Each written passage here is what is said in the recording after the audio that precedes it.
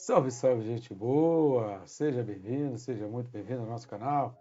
E nesse vídeo a gente vai falar a respeito do seguinte: teus comportamentos revelam a gestão sobre a tua vida. Vamos pensar sobre isso? Sai daí não, fica comigo até o final. Vamos junto?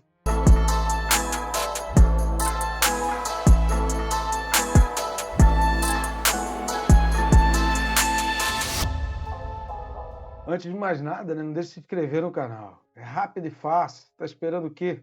Só clicar no botão aí inscrever-me que está aí embaixo e pronto, você já vai estar inscrito. Eu recomendo ainda clicar no sininho, porque clicando no sininho você é notificado a cada vídeo novo, fica por dentro de tudo que acontece no canal e acaba sendo um dos primeiros ali a estar assistindo os vídeos que a gente coloca aqui. Tá certo? Ajude também o nosso canal. Você pode estar fazendo isso curtindo, comentando, compartilhando, que é o famoso triplo C, né? E é de graça, rápido e fácil. E assim o próprio YouTube já vai indicando o vídeo para mais pessoas e a gente consegue alcançar ali naquelas recomendações do YouTube. Outra maneira que você está ajudando o nosso canal e também nosso ministério é indo no primeiro link da descrição desse vídeo ou no link que está na bio do YouTube, do Instagram, do Facebook e adquirindo esses livros. A capinha deles está aparecendo aqui do lado.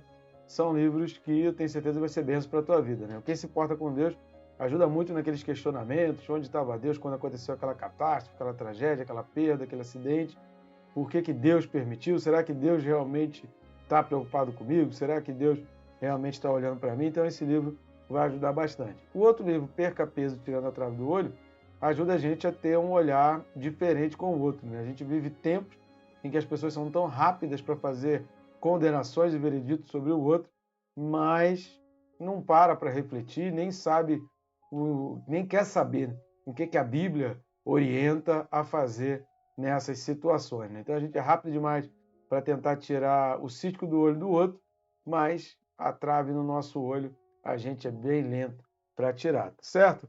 Então vamos lá, o texto desse vídeo está na carta de Paulo aos Romanos, capítulo 3, versículos 15 e 16. Carta de Paulo aos Romanos, capítulo 3, versículos 15 e 16, diz assim: são os seus pés velozes para derramar sangue, nos seus caminhos há destruição e miséria. Amém? Até aqui a gente vai dar uma lida aqui. Isso aqui é um trecho da citação de Paulo, de Isaías, capítulo 59, versículos 7 e 8, que a gente vai ler já já.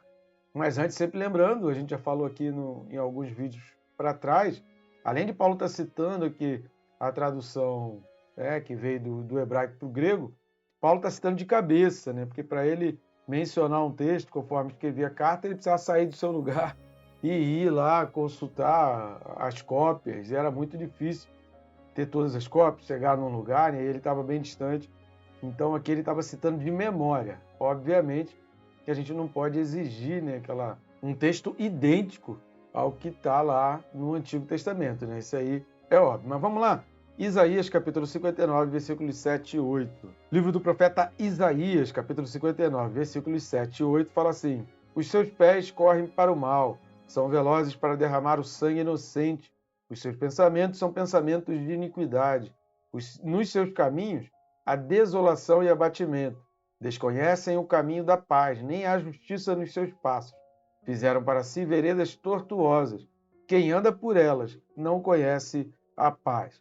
Então aqui o capítulo 59, que é essa confissão da maldade, né, de Israel aqui, da maldade nacional, traz esse trecho que Paulo vai mencionar lá. E por que ele menciona esse trecho aqui, né? A gente vem falando aí ao longo da carta aos Romanos a respeito dessas citações, dessa questão da inclusão nossa dentro do pecado, e Paulo ele vem falar aqui também na terceira pessoa, como se imaginando, né, falando dele mesmo sem Jesus Cristo.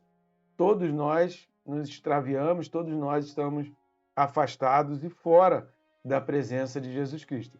Então a primeira coisa aqui, a gente falando a respeito dessa citação de Isaías 59, os pés aqui simbolizam exatamente o caminhar, assim como no Salmo 119, lâmpada para os meus pés é a tua palavra, ou seja, no meu caminho, na minha caminhada, no meu trilhar, na minha jornada, a palavra de Deus é quem me orienta, quem ilumina e que vai mostrar como que eu vou dar os passos. Então é nesse mesmo sentido que Isaías vai usar e Paulo vai trazer à luz aqui. Lembrando que no vídeo passado a gente falou sobre a garganta, a boca, os lábios.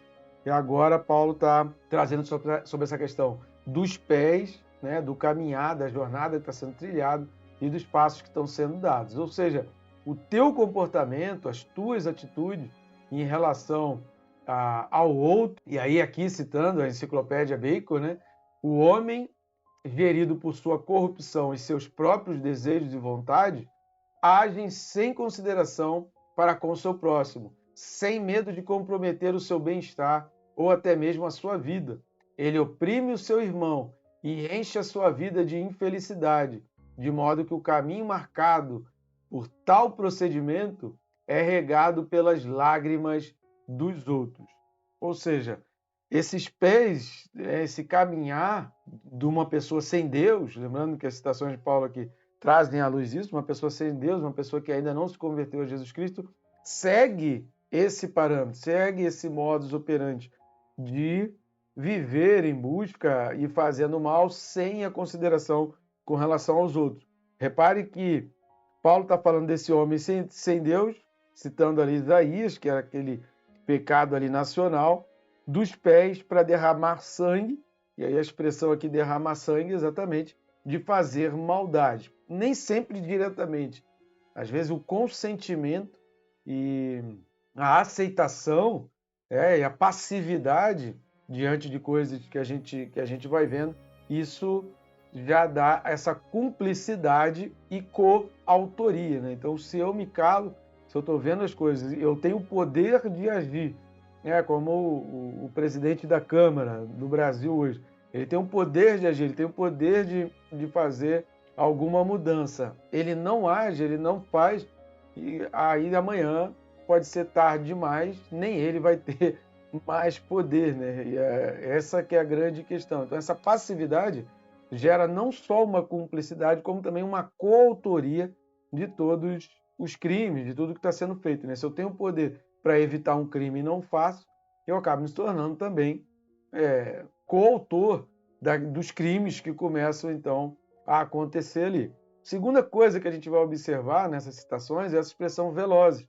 Quais são as suas prioridades? O fato de que ele vai falar, os seus pés, eles são velozes para derramar sangue, ou seja, para fazer a maldade, ele não pensa duas vezes, ele vai direto. Para fazer uma maldade, ele não para refletir, ele não quer escutar, ele não quer saber.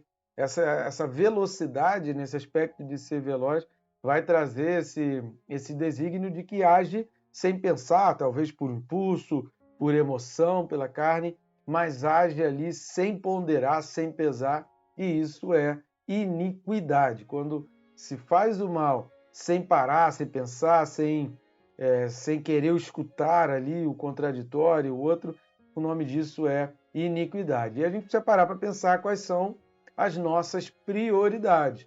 Será que o bem dos outros, a obra de Deus, ou sempre você, primeiro você, segundo você, terceiro você, e depois, talvez, o bem-estar dos outros?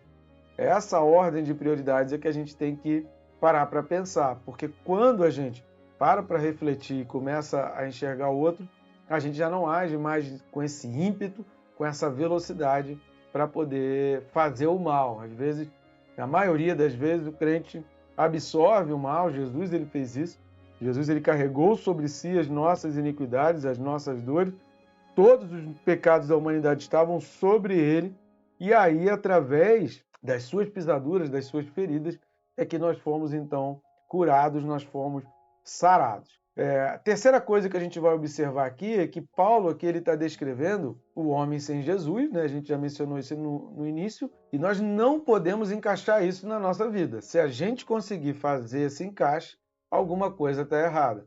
Ou seja, toda essa descrição aqui, desse estereótipo aqui do homem sem Jesus, ele não pode ser compatível com o nosso estilo de vida, com o que a gente faz. Porque o que Paulo está falando aqui é uma pessoa sem Jesus, é uma pessoa que ainda está no pecado, é uma pessoa que não trocou a sua gestão. Então, como que está as nossas atitudes? Como é que está o nosso caminhar? E no caso aqui, com relação aos pés, e a gente falou aqui que fala sobre jornada, sobre caminhar, e o que é trilhar uma jornada? A gente precisa traduzir isso em miúdos. trilhar uma jornada significa um somatório de passos.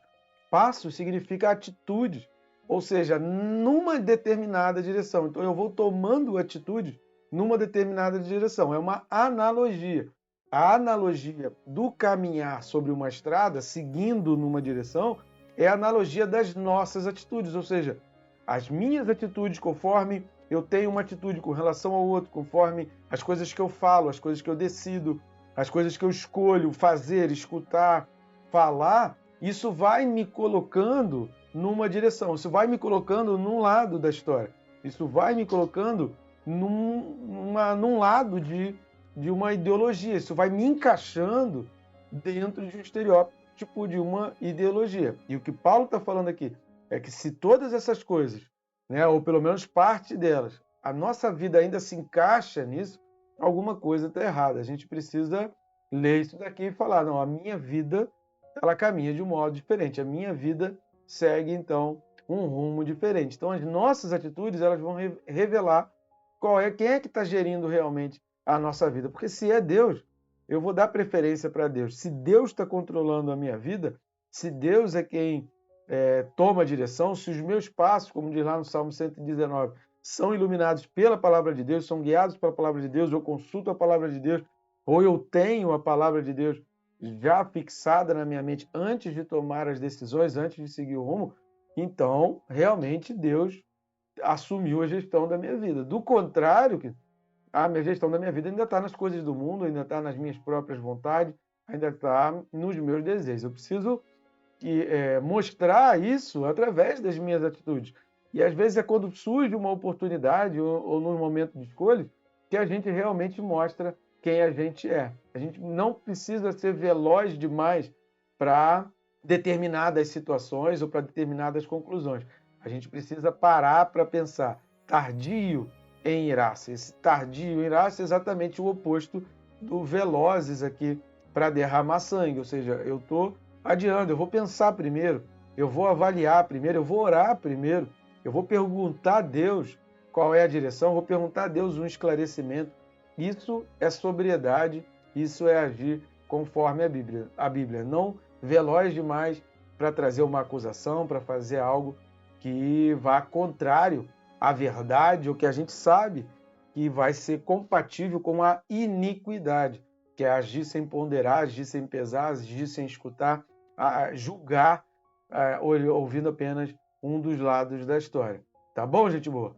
Então a gente precisa pensar nisso e você precisa refletir com relação a isso. Esses versículos do 10 até o 18, eles não podem fazer parte, né, principalmente aqui do 13 ao 18, né, que é mais específico, fala de atitude, do estilo de vida, do modo de ser, principalmente do 13 ao 18, isso não pode se encaixar na tua vida. No próximo vídeo a gente vai falar aí a respeito dos versículos 17 e 18 e tem coisas assim bem interessantes para a gente observar. Não perca o próximo vídeo. Te espero e que Deus te abençoe rica e abundantemente.